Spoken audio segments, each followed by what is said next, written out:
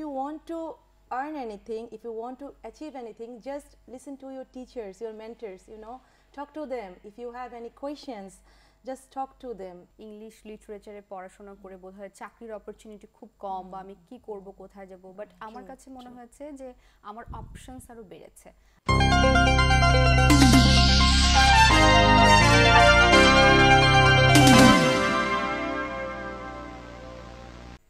Assalamu alaikum. Welcome to English Wenglish, a platform for talking, love, life, language and learning. I am here, your host Nahid Kaisar, Assistant Professor, Department of English, Daffodil International University, and our today's guests are amazing people from the Department of English. Sakiba Binte Yusuf from 16th batch long ago, and Mahmouda Maha from 43rd batch. Dear audience, as you know, in this program we talk of different issues, academic, personal, social. So without much ado, let's start.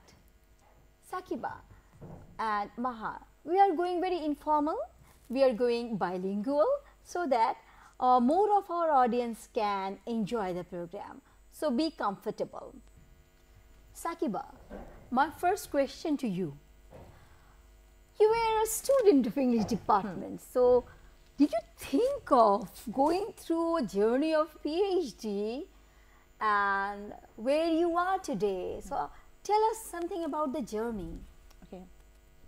Okay. Being a part of a student of English department, it was a fantastic journey for me. As you know, I'm from 16 batch. I learned each and everything from my mentor, from my teachers, each and everything. You were there for me to guide everything, you know, from the very first class. When I look at, you know, each individual teachers like you, Shams madam, Irina madam, Asma madam, I took something special from them. So আমি যদি বলতে যাই যে প্রথম class থেকে শুরু করে আজ আমি পিএইচডি করছি, অনেক আপস অ্যান্ড ডাউন তো ছিল, জীবনে অনেক আপস অ্যান্ড ডাউন ছিল, তার মাঝে আমি আবার মা হয়েছি, কিন্তু আমার মনে হয় আমি কোথাও থেমে থাকিনি, আমি আমার থেমে থাকতে হয়নি।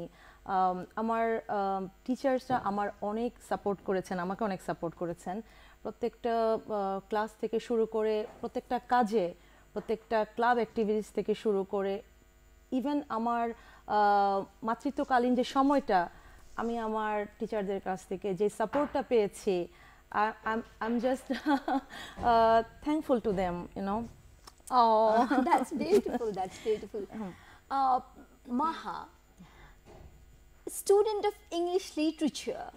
তো আমি যখন পড়তে শুরু করি আমাকে বলা হয়েছিল যে এই তো পড়াশোনা করে টিচার হবা, লাইক দিস, মানে আমার ক্যারিয়ারটা লিমিটেড ছিল আমার কাছে। আমার মনে হয়েছিল আর কি হব, আর কি লেখালেখি বা অনুবাদ বা আর কি করবো, but you made a great difference.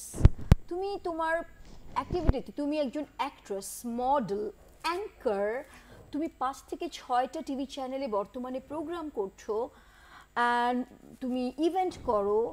আমি তোমার প্রোফাইল দেখে অবাক হয়েছি। তুমি আমাদেরকে আরেকটু ডিটেলে বলবে how did the journey start, and এখন তুমি যেইখানটাতে আছো, I mean tell us about how did you made the journey from the English department to today's platform. তোমাকে অনেকে চেনে, আমি বিশ্বাস করি অনেকদের। Yeah, we are now on Campus TV, and thank you so much, ma'am, first of all, for inviting me, and I'm in front of you.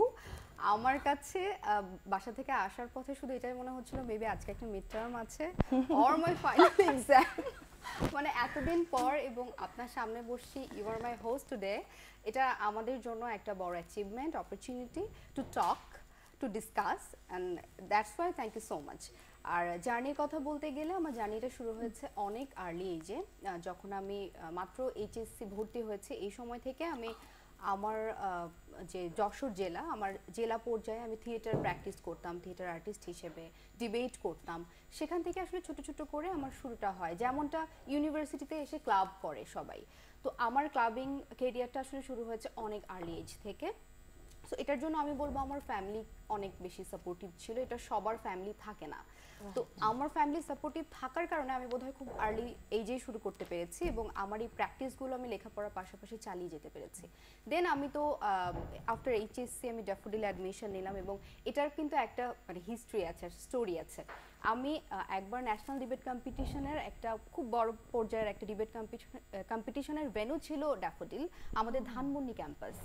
So আমি যখন এলাম, আমার কাছে যশোর থেকে ঢাকাতে এসছে একটা কম্পিটিশনের জন্য, অ্যান্ড ভেন্যু ক্যাম্পাস, এত বড় ক্যাম্পাস দেখে না আমার কেন জানি মনে হচ্ছিল যে আই উইশ আমি এখানেই অ্যাডমিশন নিতে পারতাম, তাহলে বোধহয় বেশ ভালো হতো। আফটার 2 ইয়ার্স আমি ওখানে অ্যাডমিশন নেই, মানে এই ইন্টেনশনটা ছিল আমার 2 বছর আগে থেকেই যে আমার এইচএসসি শেষ করার পর আমি এখানে অ্যাডমিশন নিব এবং আমার দুটো অপশন ছিল, একটা হচ্ছে ল আর না হলে ইংলিশ। সো সব কিছু মিলিয়ে আমার মনে হলো লিটারেচারটা পড়তে ভালো লাগে, যেটা ভালো লাগে বেশি সেটাই বোধহয় করা উচিত আমাদের ক্যারিয়ারের জন্য। সো আমি ওটাই চুজ করি। অ্যান্ড দেন সবচেয়ে বড় চ্যালেঞ্জ যেটা ছিল আমার জন্য, দ্যাট ইজ আমি যেহেতু অল্প বয়স থেকে শুরু করেছি বা এইচএসসি থেকে শুরু করেছি, ছোট ছোট করে আমি তখন ইভেন্টস করতাম, টেলিভিশন শো তখন মাত্র শুরু করেছি আফটার মাই অ্যাডমিশন, তখন ফার্স্ট ইয়ারে। তো কি করব, কিভাবে ব্যালেন্স করব? থ্যাংক গড যে আমি এত ডাইনামিক এবং এত ওয়ান্ডারফুল একটা ডিপার্টমেন্ট পেয়েছিলাম যেখানে এরকম টিচাররা থাকেন। অ্যান্ড অনেস্টলি আমি একদম বাড়িয়ে বলছি না যে ক্যামেরার সামনে বলে বলছি বা আমার টিচার আমার সামনে রয়েছে, নাহিদ ম্যাম, ইরিনা ম্যাম, মোরল স্যার, টিনা ম্যাম, তিথি ম্যাম, বকা খেয়েছি, আদরও পেয়েছি। অ্যাট দ্য সেম টাইম তারা এত বেশি সাপোর্টিভ ছিল, যেমনটা মুন্নি ম্যাম বলছিলেন একটু আগে, যে আমাদের টিচাররা অনেক বেশি কোঅপারেটিভ আমাদের জন্য। কেউ যদি ভালো কাজ করতে চায়, কেউ যদি তার সময়টাকে ইউটিলাইজ করতে চায়, কেউ যদি সত্যিই ডেডিকেটেড থাকে, তাহলে ডিপার্টমেন্ট তাকে সর্বোচ্চ সহযোগিতা করে, যেটা আমরা পেয়েছি। এবং সেটা যদি না হতো আমার কিন্তু 4টা বছর পিছিয়ে যেতাম। অনেকে মনে করে যে পড়াশোনা শেষ করে তারপরে ঝাঁপিয়ে পড়বো, কিন্তু পড়াশোনার পাশাপাশিও যে সময়টাকে কাজে লাগানো যায় সেটা বোধহয় মানে আমি নিজেই এটার প্রমাণ যে yes. So then thank you Maha. Dear audience, আমি বিশ্বাস করি এখানে আমাদের অনেক কারেন্ট স্টুডেন্টস আছেন, প্যারেন্টস আছেন, অন্যান্য দর্শক আছেন। আমি মাহার কথা শুনে যেটা মনে হলো যে এই মেসেজটা আমিও দিতে চাই, যে অনেকে ভাবে যে পড়াশোনা শেষ করি তারপর, ব্যাপারটা আসলে না। বিশ্ববিদ্যালয় এমন একটা প্ল্যাটফর্ম যেখানে পড়াশোনার পাশাপাশি যারা কারেন্ট স্টুডেন্ট তারা শিখতে পারে, যাদের যা ট্যালেন্ট আছে সেটাকে নার্চার করা, সামনে যাওয়া। Sakiba, you were married at a very early age, আর মাও হয়েছে অনেক অল্প বয়সে কম্প্যারেটিভলি। সো এগুলো কি তোমার এই জার্নিতে, student life, PhD, research, you have a number of research, এখানে কোনো হার্ডল তৈরি করেছে, কোনো সমস্যা তৈরি করেছে সোশ্যালি? ওকে, কিছু তো সমস্যা থাকেই এত বড় একটা জার্নিতে।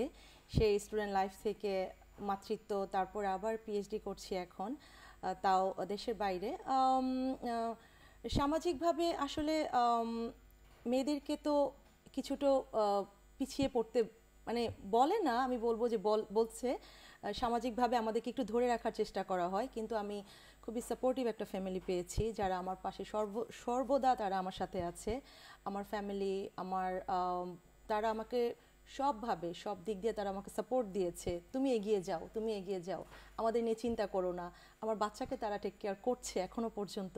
আমি দেশের বাইরে একা থাকছি, পিএইচডি করছি, এখনো পর্যন্ত আমাকে তাদের সাহায্য ছাড়া, ইভেন আমার মেন্টর টিচাররা ছাড়া, যারা তাদের কাছ থেকে আমি সবসময় গাইডেন্স পাচ্ছি, সব মিলিয়ে আমি সেই হার্ডলগুলো, সেগুলোকে আমি উপেক্ষা করেছি। আসলে আমার কাছে মনে হয়েছে সবাই আমার সাথে আছে, আমি এখনো আমাকে ওভাবে কেউ ধরে রাখতে পারেনি। আর সামাজিকভাবে যারা বলতে থাকুক না, পাছে লোকে কত কথাই তো বলে, আমাদেরকে এগিয়ে যেতে হয়। জীবন, আমি মনে করি জীবন একটাই, যতটা পারা যায় ততটা এই জীবনটা থেকে কেড়ে নেওয়া, নিজেকে মেলে দেওয়া, যে করো, এগিয়ে যেতে থাকো, কোনো অসুবিধা নেই, আসবে, জাস্ট এগিয়ে যাওয়া। Wow, best way to live by, carpe diem. আজকে দিনটা বাঁচতে হবে সুন্দর করে, and seize the day. অবশ্যই। মাহা, you are in more challenging job for women, যেটা অ্যাজ এ ওম্যান তুমি নিশ্চয়ই জানো, সোশ্যালি অনেক ছোট বয়স থেকে না আপস অ্যান্ড ডাউনস। তো তোমার কি মনে হয় যে, এবং now you are married to, you are heavy, so এই জায়গায় কোথাও কি কমপ্লিটলি কোথাও কমপ্লেক্স আছে নাকি এটা জাস্ট স্মুথ? স্মুথ বলে কিছু আছে বলে আমার মনে হয় না। আর আমাদের সোসাইটিতে আফটার ম্যারেজ, বিফোর ম্যারেজ যখন যেভাবে থাকি না কেন, স্মুথ আসলে কিছুই যায় না। প্রতিদিনই আমাদের কোনো না কোনো কমপ্লিকেশনসের মধ্য দিয়ে যেতে হয়। যেমনটা আমি বলছিলাম যে আমার ফ্যামিলি অনেক সাপোর্টিভ ছিল। আমার মা খুব চাইতো যে ও আঁকুক, ও গান করুক, ও নাচুক। আমার বাবা বাধা দেয়নি কখনো, কিন্তু আমার বাবা দেখা যাচ্ছে বলেনি কিন্তু বাধাও দেয়নি, তুমি এটা করো, মায়ের মতো পুশ করেনি, কিন্তু আমার বাবা কিন্তু আবার ওভাবে বলেওনি না তুমি এটাই করো, তুমি ডক্টর হও, তুমি ইঞ্জিনিয়ার হও। এই প্রেশারটা কিন্তু আমার সবসময় ছিল। বাট আমার ফ্যামিলিকে কিন্তু এটা ফেস করতে হয়েছে। যেমন আমার প্রথমবার পত্রিকায় যেদিন ছবি আসলো, এইচএসসি সেকেন্ড ইয়ার ও ফার্স্ট ইয়ার, এরকম আমার ফ্যামিলিকে কিন্তু এই ধরনের হার্ডশিপগুলো ফেস করতে হয়েছে সোসাইটি থেকে, যে কি করছে, কেন করছে, কি হয় এসব করে, বা এরকম ব্যাপারগুলো ফেস করতে হয়েছে। অ্যান্ড দেন যখন আমি বিয়ের ব্যাপারটাতে আসছি বা আমার কনজুগাল লাইফে আসছি, তার আগে পরে আই এম লাকি ইনাফ যে আমি বোথ ফ্যামিলিটা পেয়েছি খুব মানে হেল্পফুল। তারা যথেষ্ট ওপেন মাইন্ডেড এবং নারী স্বাধীনতায় বিশ্বাসী, বা সামনের দিকে যাও, এটা নিয়ে আমাদের কোনো অসুবিধা নেই, এই ব্যাপারগুলো আমি ফেস করেছি। কিন্তু থাকে না, সোসাইটি থেকে আমি যত বাধাই পাই না কেন, মানে একটা মেয়ে তার 25-এ মা হচ্ছে আর একটা মেয়ে তার 40-এ মা হচ্ছে, তার কেরিয়ারটাকে প্রায়োরিটি দিচ্ছে, এটার মধ্যে আমি মনে করি না যে কোনোটাই আলাদাভাবে দেখার কিছু আছে। সে একই সঙ্গে পিএইচডি করছে, সে একই সঙ্গে 25-এ মা হচ্ছে, দ্যাটস গ্রেট। সে একই সঙ্গে মা হতে চাইছে না এখন, সে হয়তো তার 40-তে মা হতে চাইছে, সে তার পিএইচডিটা আগে সারতে চাইছে, দ্যাটস অলসো গ্রেট। সো এই দুটোকে আমরা মিলিয়ে ফেলি প্রথমত। আর দেন এত এত সোসাইটির দিক থেকে এত সমস্যা, এত কমপ্লিকেশনস, এগুলো কিছুই ম্যাটার করে না যদি আমি আমার পার্টনারটাকে সেভাবে চুজ করতে পারি। Maha, you use the word choice. এখান থেকে আমার মনে হলো আমি দুজনের কাছেই জানতে চাইবো, Sakiba and Maha, do you think studying in English department has shaped your choices and decisions? Of course, it is. Okay. Actually, I wanted to be a fashion designer, honestly speaking. But over time, my English teachers, I would say my school English teachers, they completely won me over, you know. For a timing, I started thinking that maybe I would like to be one of them, you know. They inspired me, the way of thinking, to bring a new ideas in the, you know, in your personal life. Then from that time I started thinking that একদিন আমি ওনাদের মতো হব, আমি আমার English টিচারদের মতো হব যখন আমি স্কুলে পড়ি, you know. And I started follow one of my teachers. She was so beautiful, and the way she talked, the way she speak in the classroom, আমি ভাবতাম আমি ওনার মতোই হব একদিন। সেই স্কুল থেকে শুরু করা যে আমি ভাবতে শুরু করলাম যে আমি ইংলিশ ডিপার্টমেন্টেই পড়বো, ইংলিশেই পড়বো। তারপরে ইউনিভার্সিটিতে আসার পরে তো মনে হলো আমি তো এক মহাসমুদ্রে এসে পড়লাম। Why not English? I mean, there is something special about English, you know. It attracts you in different way. So আমার তখন থেকে আমার ভাবনা শুরু যে আমি যদি কিছু করতেই হয় জীবনে, সেটা আমি টিচিং প্রফেশনেই যাব। এবং তখন থেকে আমার মোটামুটি একটা জোরালো মনের মধ্যে একটা ইচ্ছা ছিল যে আমি কিছু করব এডুকেশনের জন্য, আমার শিক্ষার জন্য আমি নতুন কিছু করার চেষ্টা করব। তখন থেকে আমাদের সুশীল কুমার স্যার ছিলেন, প্রফেসর সুশীল কুমার স্যার, হ্যাঁ, ওনার সাথে একদিন গল্পের ছলে উনি বললেন টিচার হবে, রিসার্চ কিন্তু করতেই হবে, রিসার্চ করা ছাড়া কোনোদিন টিচার হতে পারবে না, রিসার্চ করতেই হবে। তখনও রিসার্চের আইডিয়াটা এত শক্তভাবে আমাদের মনের মধ্যে আসেনি। করব, আচ্ছা ঠিক আছে স্যার, স্যারকে বলার জন্যই, হ্যাঁ স্যার করব, একদিন করব। আস্তে আস্তে যখন মাস্টার্স করা শুরু করলাম ইংলিশ অ্যাপ্লাইড লিঙ্গুইস্টিক্সে, তখন স্যারের সাথে আরও বেশি সময় কাটাতাম, বিনয় স্যারের সাথে অনেকখানি সময় কাটাতাম, রিসার্চের ব্যাপারে কথা বলতাম। তখন থেকে মনে হলো যে না, যদি আমি টিচিং প্রফেশনে থাকতে চাই, টিচিংয়ে আসতে চাই, আমাকে রিসার্চ করতেই হবে। আমি একদম অন দ্য ট্র্যাকে আছি, আমি কখনো ট্র্যাকের বাইরে যাইনি, আমার মনে হয় আমি একদম ট্র্যাকে আছি। আমার সেই চিন্তা ছোটোবেলার স্কুল থেকে চিন্তা, কলেজ, ইউনিভার্সিটি, তারপরে টিচিং ক্যারিয়ার, এখন পিএইচডি করা, আমার মনে হয় আমি একদম ট্র্যাকে আছি, বিকজ আমি ইংলিশ চুজ করেছিলাম। How great it is! How great it is! Literature, philosophy সবকিছু আমাকে একটা শেপে রাখতে সাহায্য করেছে। Sakiba, we would like to know about your stay in China, your teaching there, your total experience there? ওকে, আমি যে ইউনিভার্সিটিতে রিসার্চ করছি, জ্যাংজো ইউনিভার্সিটি, আমি সেখানকার একজন পার্ট টাইম ফ্যাকাল্টি হিসেবে আছি। আপনি তো জানেন ম্যাডাম, চায়নাতে English language even not their second language, কিন্তু এখনকার যারা জেনারেশন আছে তারা ইংলিশটাকে অনেক ভালোবাসে, তারা অ্যাডাপ্ট করছে ইংলিশ ল্যাঙ্গুয়েজকে, বিকজ ইটস গ্লোবাল ল্যাঙ্গুয়েজ। আমি যখন ফ্যাকাল্টি হিসেবে ওখানে কাজ শুরু করেছিলাম, আমার জন্য এটাই একটা ব্যারিয়ার ছিল, ল্যাঙ্গুয়েজ ব্যারিয়ার। তাদের সাথে কমিউনিকেট করা, তাদেরকে বোঝানো, তখন আমার ভাবনাতে ছিল যে ঠিক আছে, সব কিছু হয়ে যাবে। এখন আমার প্রায় 6 মাস, 1 বছর হয়ে গেছে আমার স্টুডেন্টদের সাথে ইউনিভার্সিটিতে। এখন মনে হয় they are my friend and I can do something for them. And রিসার্চের কাজে আমার প্রফেসর আমাকে অনেক সাহায্য করেছেন।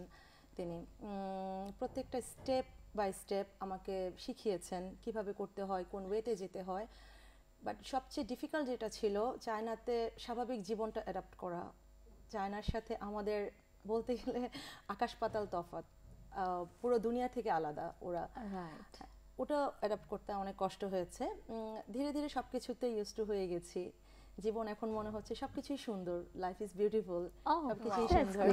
ইভেন রিসার্চও মনে হচ্ছে বিউটিফুল হয়ে যাবে একদিন। এই তো চলছে সবকিছু। আমি আমার স্টুডেন্টদের কাছে একজন great teacher right now. And আমার মনে হয় যে যেভাবে আমি আমার টিচারদেরকে ভালোবাসি, যেভাবে আমি তাদেরকে মনে করি, একদিন তারাও আমাকে মনে রাখবে, তারাও আমাকে মনে করবে।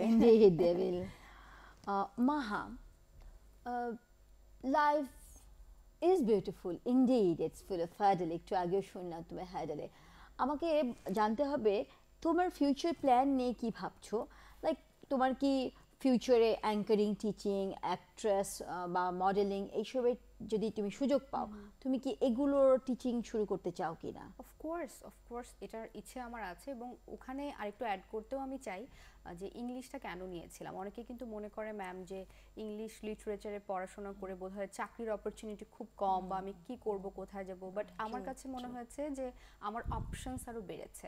আমি কিন্তু কর্পোরেট চাকরি করেছি, অ্যাট দ্য সেম টাইম টেলিভিশনে কাজ করছি। আমি চাইলে টিচিংয়ে যেতে পারবো, আমি যে কোনো সময় হয়তো চাইলে আমার মাস্টার্স একটা অ্যাড করে যে কোনো সাবজেক্টে, বা আমি যে প্রফেশনে অলরেডি এক্সিস্ট করছি এই বিষয়ে কিন্তু অনেক ভালো ভালো জায়গা অপরচুনিটি আছে, অনেক পাবলিক বিশ্ববিদ্যালয়ে, প্রাইভেট বিশ্ববিদ্যালয়ে, এমনকি বিভিন্ন প্রতিষ্ঠান, ইন্টারন্যাশনাল প্রতিষ্ঠানে কিন্তু সুযোগ থাকে যে আমি পড়াতে পারি চাইলেও।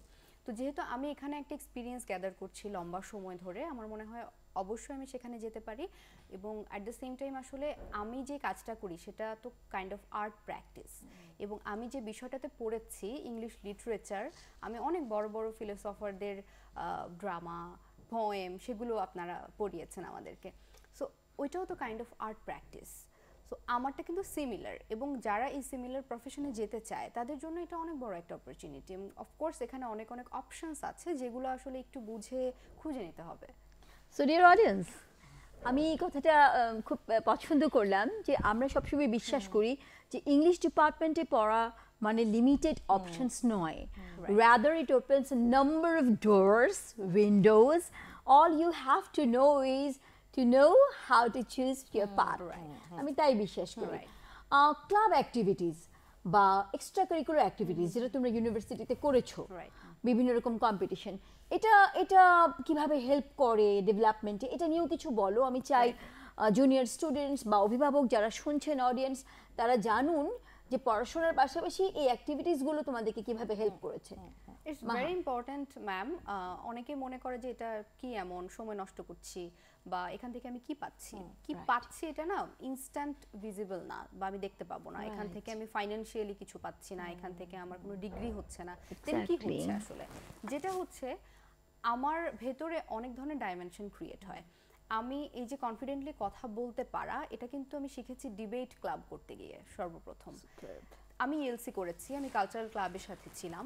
এরা এই বাচ্চারা যেটা করে ওই সময়ে প্রচুর পরিমাণে স্টেজ পারফরমেন্স করতে হয় তাদেরকে।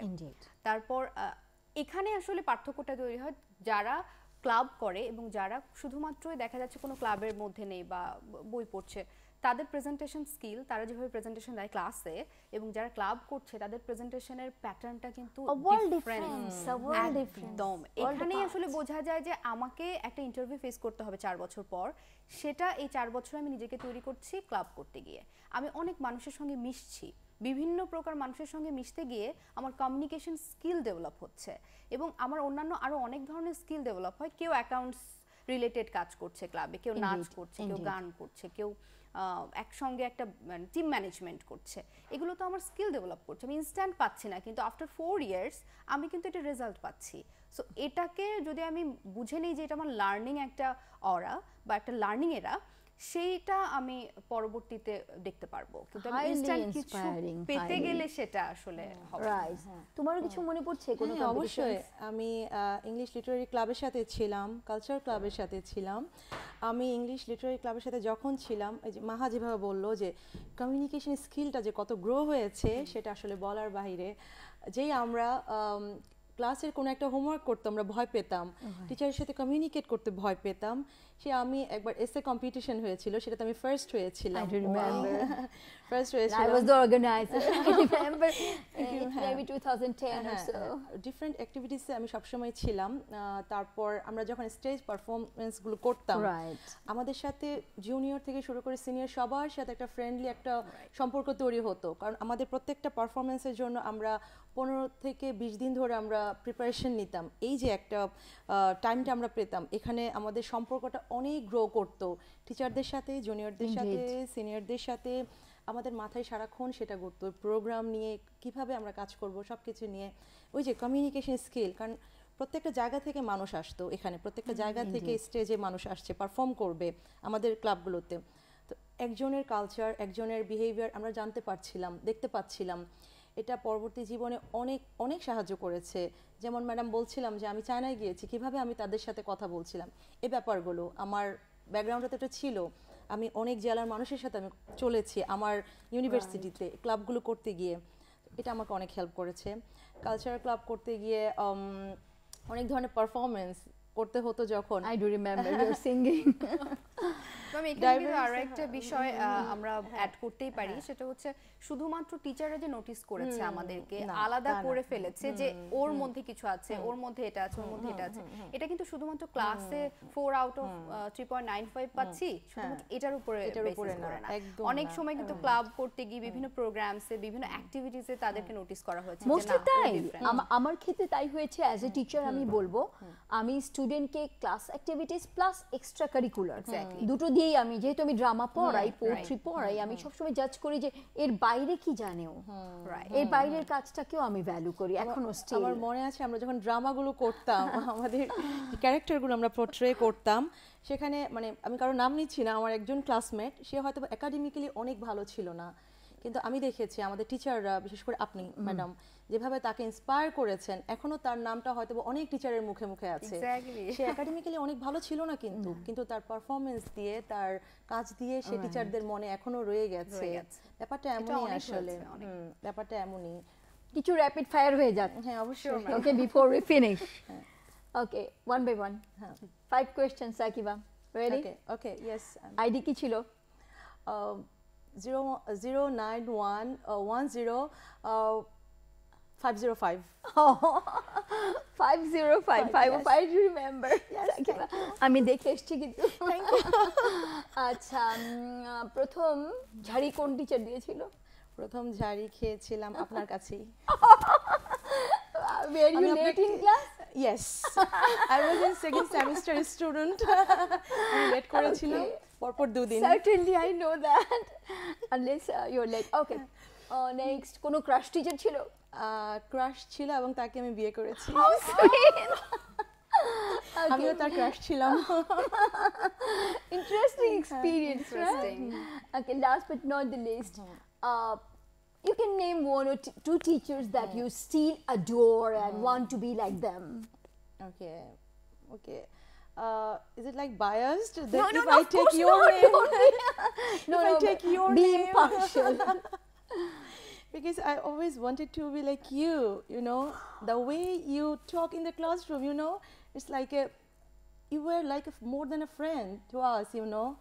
You know everything, each and everything from each and every student, not only for me.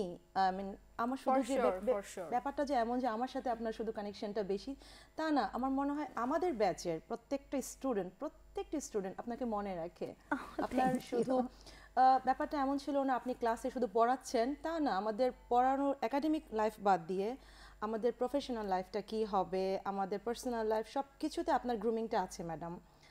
আর আপনি ছাড়া যদি বলতে হয়, আমি তো সামি স্যারের নাম নিতে পারবো না, আমি যদি আর কারো কথা মনে করতে হয় তাহলে Sushil Kumar sir. That's great. Let's remember, একটু আগেও আমরা যখন বলছিলাম কথা আমাদের চায়ের সময়, তখন আমরা কিন্তু স্কেডি স্যারের কথাই বলছিলাম। স্যার অনেক ইন্সপায়ার করেছেন। Ready ID 181101737। ওকে, প্রথম ডিস্টিংগুইশ করেছিল কোন কোর্সে? সবচেয়ে ভালো রেজাল্ট হয়েছিল কোন কোর্সে? এটা এই মুহূর্তে মনে পড়ছে না, তবে হ্যাঁ আমার সব মানে যে কোর্সগুলোতে সবচেয়ে ভালো রেজাল্ট হয়েছে সেটা হচ্ছে যে টিচারগুলোতে আমি সবচেয়ে বেশি ভয় পেতাম, লাইক ইউ, ইরিনা ম্যাম। মানে সবাই অনেকে বলেন যে ম্যাম অনেক রেগে যায় মাঝে মাঝে, ম্যাম অনেক বকা দেয়, ঠিক মতো ক্লাসে যেতে হয়, অ্যাটেন্ডেন্স না হলে ম্যাম একদম এটা পছন্দ করে না। বাট ওই ভয়ে টোটাল অ্যাটেন্ডেন্সটা ভালো হতো এবং ভালো করতাম। Then again credit goes to me. Exactly, আপনার প্রত্যেকটা কোর্সের আমার রেজাল্ট ভালো।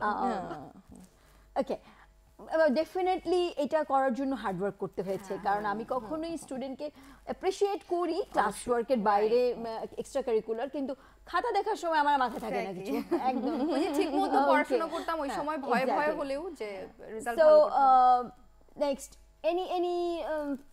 any actually experience that hit you and you just turn away, ঘুরে দাঁড়াইছো, কোনো বকা কোনো কিছু দিয়ে ঘুরে দাঁড়ানো? মোরল স্যার আমাকে খুব বিরক্ত হতো আমার উপর, এই তুমি ঠিকমতো ক্লাসে আসো না কেন, তারপর তুমি একদিন আমাকে বলেছিল তুমি কি শেষ করতে পারবা গ্র্যাজুয়েশন? আমি বললাম স্যার আমি যেদিন কনভোকেশন নিব আমি আপনার সঙ্গে লাঞ্চ করব, শেষ করে কনভোকেশন নিয়ে আমি আপনার সঙ্গে লাঞ্চ করব। My bad luck, yes I did, কিন্তু মাই ব্যাড লাক যে স্যার একটু সিক ছিলেন, আমার কনভোকেশনের দিন আমি ওনাকে পাইনি, but I have done my graduation. আচ্ছা, আমরা জানতে চাইবো যে তোমাদের বন্ধু বান্ধব, ফ্যামিলি, অনেক জুনিয়র স্টুডেন্টস এই অনুষ্ঠানটা দেখছেন, তোমাদের কিছু বলার আছে কিনা? শিওর, আমি শুরু করব। সাকিবা ম্যাম। আচ্ছা ঠিক আছে, টু মাই জুনিয়র্স বলতে চাচ্ছি যে I mean, if you want to earn anything, if you want to achieve anything, just listen to your teachers, your mentors, you know. Talk to them. If you have any questions, just talk to them. They are there for you always. কোনো কিছু নিয়ে ভয় পাওয়ার কিছু নেই। যে কোনো question জীবনের কোনো পথে আটকে থাকলে টিচারদের সাথে এসে কথা বলবো। এই যে সময়টা এটা আর ফেরত আসে না। আমি খুব মিস করি আমার ইউনিভার্সিটি লাইফটা। আমার মনে হয় আমি যদি আরও বেশি সময় কাটাতে পারতাম টিচারদের সাথে আমার ডিপার্টমেন্টে, এই টাইমটা আর কখনোই ফেরত আসে না। তাই এবং ব্যাচমেটদের সাথে যত বেশি পারা যায় সময় কাটানো, তাদের সাথে ভালো ভালো স্মৃতিগুলো ধরে রাখা, নেগেটিভ জিনিস তো আসবেই জীবনে, কিন্তু সেটা মনে না রাখা, সব পজিটিভ ব্যাপারগুলো মাথায় রেখে এগিয়ে যাওয়া, আর এই তো টিচারদের সাথে বেশি বেশি সময় কাটানো, এটাই। মাহা, আমরা এই মুহূর্তে ক্যাম্পাস টিভিতে এতক্ষণ যে আড্ডাটা দিচ্ছিলাম, আই হোপ সবার ভালো লেগেছে আমাদের সঙ্গে জয়েন করতে পেরে। আর একটা কথাই বলবো, আমার ডিপার্টমেন্টের কথা শুধু বলছি না, আপনারা অনেক লাকি যে এরকম টিচার্সদের কাছে আপনারা আসতে পারছেন, শিক্ষা নিতে পারছেন। এরকম শিক্ষকেরা রয়েছে যাদেরকে দূর থেকে ভয় পাওয়ার কোনো দরকার নেই, আপনারা কাছে এসে তাদের সাথে কথা বলার চেষ্টা করবেন, এবং আমার মনে হয় অনেক সমস্যার সমাধান এখানেই হয়ে যাবে।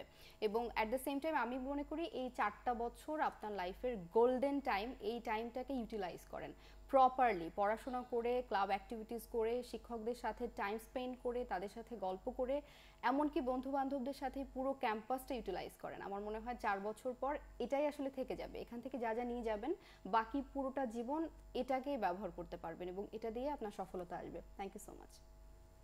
ফাইনালি ডিয়ার অডিয়েন্স, এত সুন্দর একটা সময় খুব দ্রুত চলে গেল। আমি প্রতিটা পর্বেই চেষ্টা করি শেষটা একটা কবিতা বা আমার পছন্দের কোনো লাইন দিয়ে। আজকে যেমন আমার মনে পড়ছে টেনিসনের ইউলিসিস কবিতার একটি বিশেষ line, I will drink life to the lees. জীবনের পেয়ালা প্রতি চুমুক পান করুন, এটাই আমার সবার জন্য অনুরোধ। ধন্যবাদ।